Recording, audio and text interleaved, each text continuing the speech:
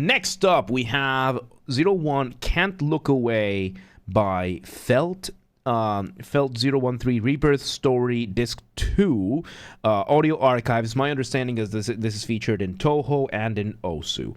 Once again, everybody, this is a Basterd's LFA, a layman-friendly analysis. I'm a professionally trained musician and composer, and my objective here is to explain things in a way so that you don't have to be one to understand what is happening here musically. So, if you like the sound of that, make sure you're following the channel, subscribe to the channel, whatever term you want to use, like the video, share the video, leave a comment, turn on notifications, become a member. Once again, everybody, starting this week, members get early access to all the videos. I schedule these on Saturday, so on Saturday you will get the videos for the week. So consider becoming a paid member on YouTube for that. 2 disclaimers. Number 1, this is my first time hearing this track, so I will be pausing a lot and I will be talking a lot. I will be speaking a lot as I will be explaining things out and pointing things out as I realize them. And number 2, this is recorded live on stream on a single take. I will be stumbled upon my words. It will happen again. Whatever happens. With that being said, let's do this. I can't look away. Let's go.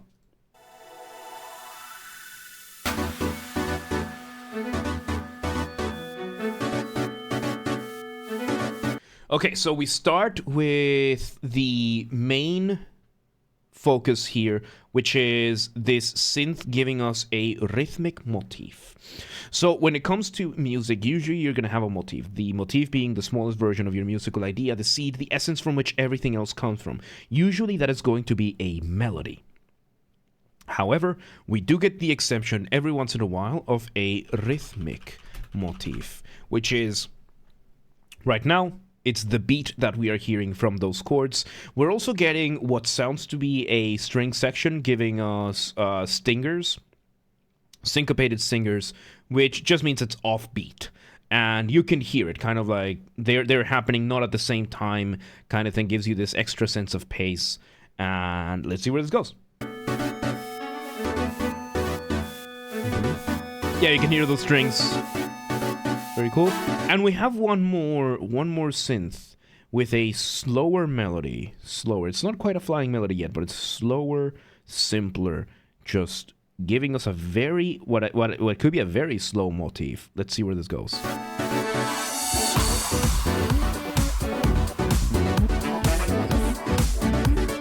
Okay, so we're now bringing in the bass. We're repeating. Man, it's insane how much the feeling of the motif, of the rhythm, changes once you bring in the drums. I'm bringing it up. So, yeah, the rhythmic motif completely changed connotations. If you want a really good example of how this can always also happen, of how important drums rhythm is, listen to the intro of The Mirror by Dream Theater. Same thing is happening right here, but in The Mirror you get it's one of the most obvious examples I can think of, because the guitar is doing the same thing.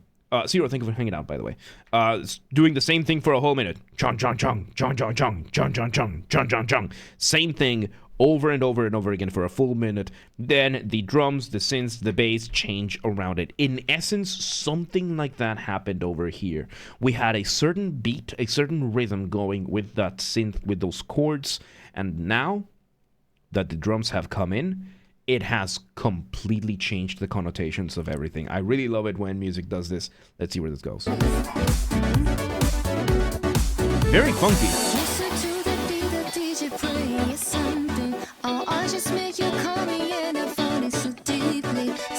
Okay, so turns out this is a song. Songs as opposed to pieces. So a song, the actual correct term for a song is when there are lyrics, there is singing, and the voice or the lyrics are the driving force of the music. That is precisely what is happening over here. A non-song is either a piece or a track. These are the correct terms. A piece is usually an instrumental. A piece or a track are usually instrumentals. Songs have lyrics. So, yeah, this is nice. And it's fairly common for funk to be songs. It's very, very common because that way, whatever whatever other things the accompaniment is doing ends up having even more rhythmic impact. So there ain't no songs or pieces, only banger or no banger. Incorrect. Let's see where this goes. Oh yeah, and off the ramp we went. Off the ramp, colloquial term that I like to use. By colloquial, I mean that there's no academic term for this, or at least I'm not using it for the sake of simplicity. It is a transition, a way of transitioning between sections that makes your listener feel suspended up in the air at the mercy of inertia, kind of going off a ramp, waiting to see where you land. How you do this? You remove the drums, maybe the bass as well, which is kind of what has happened over here. And more importantly, with this, we are... This banger is such a track. Megumi, why do you do this to me? So in this case, now, structurally speaking, we started with an intro. Now we are in verse 1. We're in the first verse, we are going through this, and usually when you have songs, you're going to have intros, you're going to have verses, you're also going to have a chorus. The difference between a verse and a chorus is that the verse is usually going to be trying to go through as much text as you can. Text over music. And the chorus is usually going to be a bit more melodic, a bit more catchy, music over text. So let's see where this goes. Myths, technically, yes. We bring back the drums. Oh, very nice. I like this. It seems that we either have two vocalists or this one vocalist is doing two ranges over here. The melody is very nice. The motif in the vocals is very, very nice, and we are getting a little bit of syncopation with the guitars and everything. This is very, very lovely funk. This is very, very lovely. I like the electronic elements added to this. Because usually funk is a little bit of an older genre. You know, it was very, very popular in the 70s. So seeing a more contemporary take on this is from 4 years ago? Yes, from the 2020s. Seeing something like this is really, really nice because it's a very, very good take on this genre. Because funk was always seen as one of the older ones, and this is... we're doing one from the live queue after this. I'll tell you when you can start requesting. Welcome to the day, Enzo. How you doing? So let's see where this goes. So baby, won't you give me just a bit of your time? People stare, I don't care. I'm little variation there. Okay, so structurally speaking, now we have gone from the verse to the pre-chorus. Pre-chorus.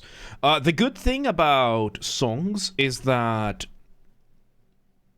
it takes a little bit less work, and it's more work in other areas, and more work, it has a trade-off. Because when it comes to instrumental music, you don't have the luxury of going through lyrics, because lyrics, they are going to sound different. Each word sounds different, because that's how language works, and that's not something you have in instrumental music. So the way you move forward instrumental music means you need to develop melodies a lot more, and you need to just move forward. So, yeah, right now, pre-chorus, it's building up towards the chorus and bass line.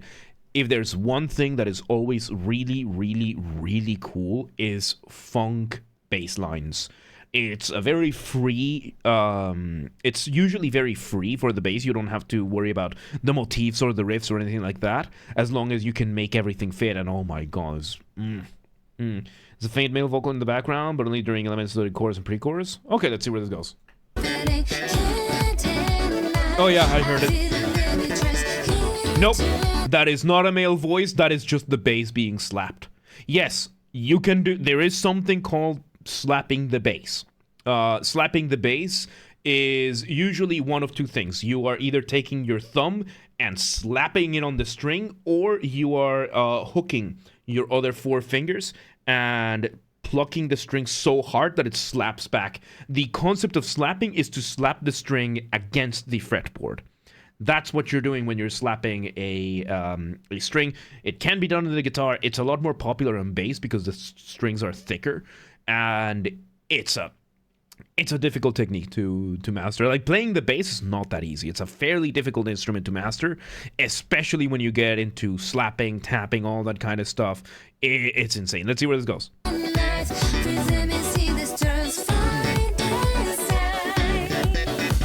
getting some extra synths.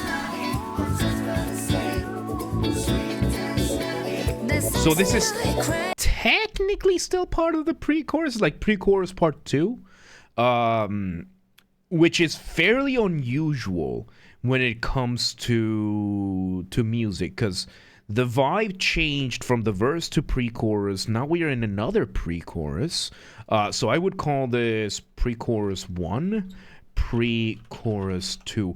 This is fairly unusual because we are delaying the chorus a lot with this. And it's not time. This is not a break. This is actually a pre-chorus because they're still singing.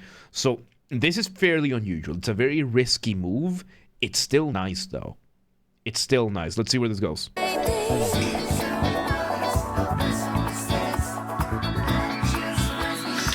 So we're having this, and we repeat it again. Okay. Unless this is the chorus.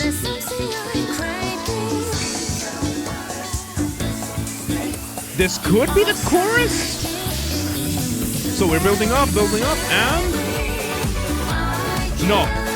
There we go. Now we're in the chorus. So the pre-chorus number 2, these two very, very long going off the ramp. Now we are going off to the chorus. You can hear how there's more melody, there's more layers to this. This is where all the effort gets put in. Very risky move to have this much time between the verse and the chorus. It worked. It worked. It just created a very, very long... I can see why this song is 6 minutes. Let's see where this goes. Oh, we're adding those different elements. Oh, we got the trumpets, we got the strings, and that beautiful, beautiful melody from the vocals. And I can hear the some faint male vocals there every once in a while. Yeah, it's pretty easy to mix the male vocals with the bass at times. So yeah, it's tricky, especially because of how well the bass is being played here. Like, the bass player here is insane. Like, usually if you want to see the star of a funk band, you look at the bass player. Usually the bass player is the best musician or the most skilled musician out of the entire band. Usually when it comes to funk, no one holds a candle to the bass player. Like, the bass lines, the difficulty, the complexity of what bass players do in funk is insane. It's absolutely insane. And yeah, very lovely chorus. You can hear now that this is music over text. Usually with this, now we're either gonna go on the post-chorus, like it could be a hook, it could be a bridge, it could be a break, or we just go back to the verse. Let's see where this goes. It's very nice so far, yeah. And we've gone to a break. So from chorus to break. There we go. So a break is an instrumental break. We are still kind of playing what we were playing during the chorus, but instead of keeping the vocals, we are focusing on the other melodic aspects, the strings, the trumpet, the brass, the horn section, which is usually 2 trumpets, trombone, and saxophone, and the guitar and everything. So just giving more attention to the rest of the band. Let's see where this goes. And there we go, verse 2. Verse 2. Same thing structurally, except this time we start with the drums all the way through, whereas the first time we waited a little bit to introduce the drums. Gives us enough variation, pretty nice. Very, very straightforward, but this is a really, really nice funk track. Let's see where this goes. Funk song. And again, the bass player going absolutely bonkers.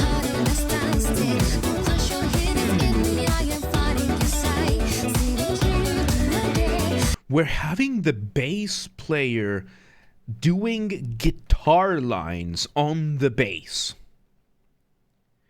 Usually when it comes to funk, you're going to have a very specific type of guitar playing that includes a lot of muting the strings. Muting the strings just means you lightly place your fingers on top of the strings so that when you play, they don't fully ring, which in funk gives you this very nice crunch for this, and then you play the chords super syncopated, like you don't play along with the rhythm, and it's just a thing for funk. And the bass player is doing that and getting away with it. This bass player, I wouldn't be surprised if the entirety of this song was written by the bass player. Yeah. You were just gonna say that we're having the bass playing. No, the bass player is playing a guitar line. Is playing what the guitars would usually do. However, because it's the bass, it has that very specific sound, that bass's sound. This is insane, dude. This is insane. Let's see where it goes.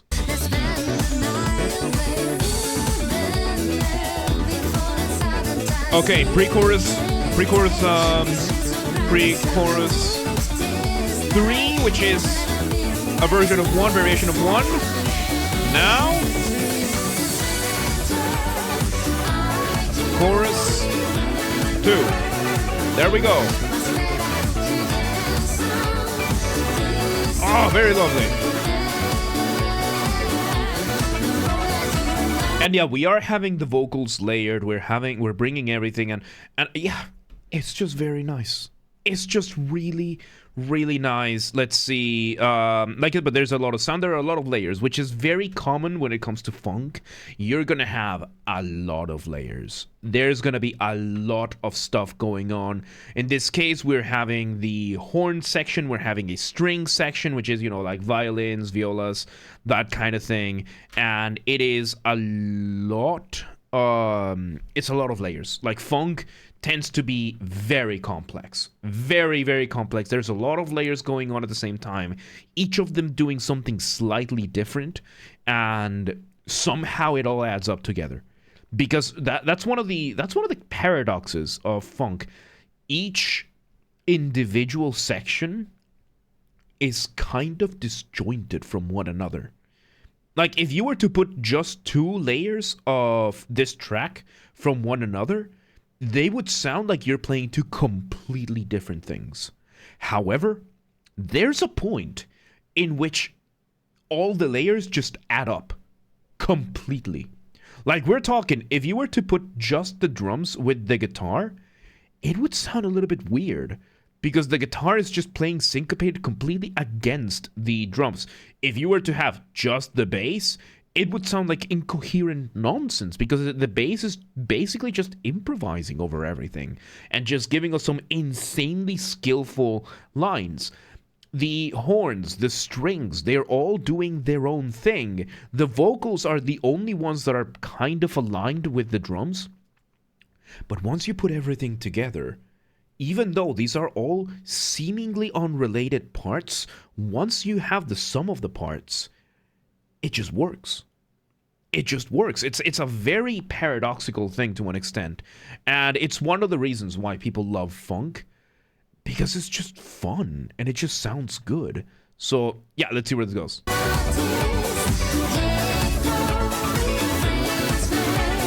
Yeah, right now it's a little bit more aligned. Very nice. Second chorus. Let's see where we go from here. Oh, very lovely melody line there. And we go to solo number 1. Guitar solo. Woo! Oh, man.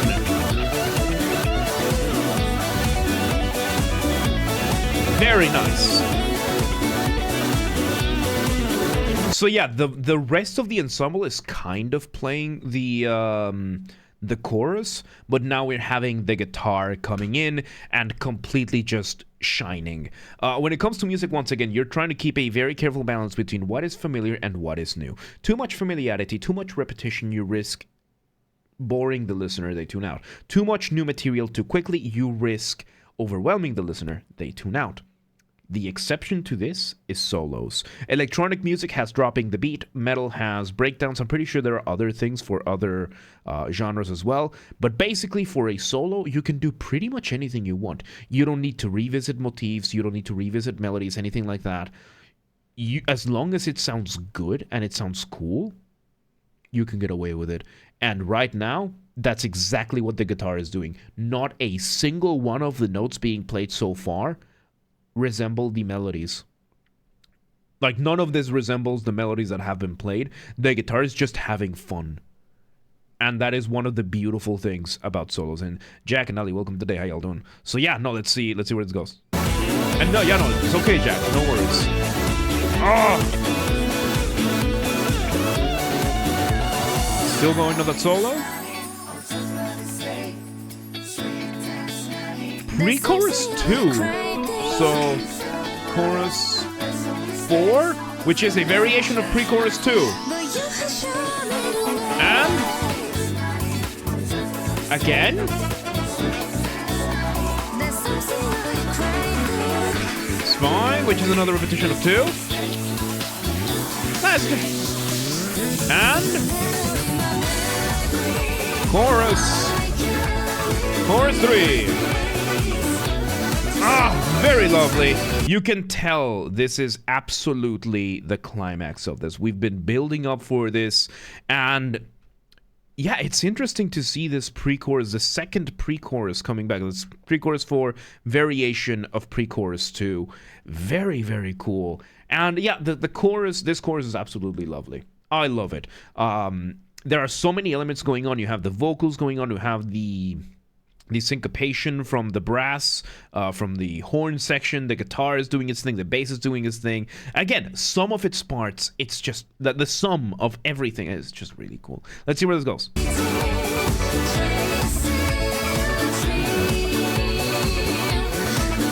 Where are you going to take this though? There's another minute left.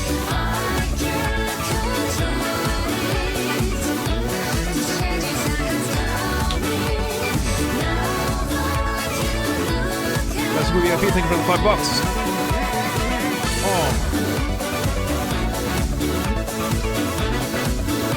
Oh. Okay, and it sounds like now we are in either a break or the outro.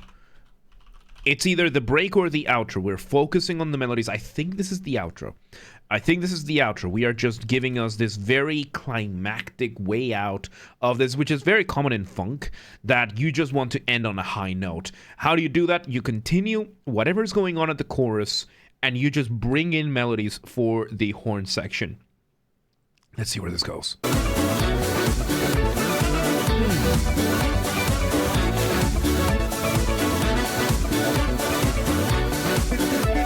Yes, you know, the next one is live tune. One more, yeah. It was an instrumental break. It was a break. It wasn't the outro. It was a break. Now we're getting chorus number 4 without drums. This could be the outro. Let's see, because it is not uncommon for the outro to be without drums, and it's just the vocals, leaving that last vocal line behind. It's a very, very lovely vocal line. Let's see where this goes. Adam, welcome back to today. How are you doing? Let's see. How are you going to end this? Let's see. And we added a piano now? Okay, bringing it. You're just bringing stuff. Okay. Let's see. How are you going to end it? And oh, there we go. One last hit. So we bring that piano last moment so that we can finish this song with a piano. So yeah, chorus 4 turned out to be chorus 4 / outro. And there you go. Man, yeah, this was a lot for... now, it's not that much when it comes to this, because it was 6 minutes. So we had what? 1, 2, 3, 4, 5, 6, 7, 8, 9, 10, 11, 12, 13, 14. 14 sections within 6 minutes. That is reasonable. Very reasonable. The only part I kind of had a problem with was having 2 pre-choruses in a row. I think that drags a little bit. But oh my god, the rest of the song made up for it so nicely. that the rest of the song just made up so incredibly well for it. So yeah, there you go. There you go. That was 01 Can't Look Away by Felt, featured in Touhou and Osu, I believe. Really good stuff, man. That was incredible. That was incredible. Very beautiful. Like the female voice just has something so beautiful when it comes to funk that, yeah, there you go. There you go. And once again, everybody, this has been a Basterd's LFA, a layman-friendly analysis. I'm a professionally trained musician and composer. My objective here has been to explain things in a way so that you don't have to be one to understand what's happened here musically. So if you're watching this on the YouTube video archive thing, thank you for watching. Make sure you're following the channel, subscribe to the channel, whatever term you want to use, like the video, share the video, leave a comment, turn on notifications, become a member. Once again, members get early access to the videos. You get the videos for the week on Saturday. You get access to the videos on Saturday because that's when I schedule these videos. So consider becoming a member today, one of them YouTube paid memberships. And if you want to listen to this without me interrupting every 3 seconds, I will be linking it in the description down below. If you want to request, if you're on the live stream, you can start requesting. If you're not on the live stream, you need to go to the Discord server, link down below. Go to the LFA requests channel and follow the instructions on the pinned message. And if you want to catch these streams when they happen live, we aim for Monday through Friday, 6 p.m. Central European Time. If you're not in Europe, that's okay. We have the full stream schedule up to date showing in your local time zone in the Discord and the Twitch, both linked down below.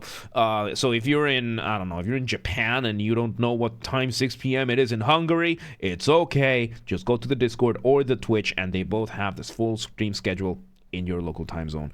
And follow the gaming channel. I'm on YouTube, of course. I have a gaming channel because what else could I possibly have? Games are Basterd.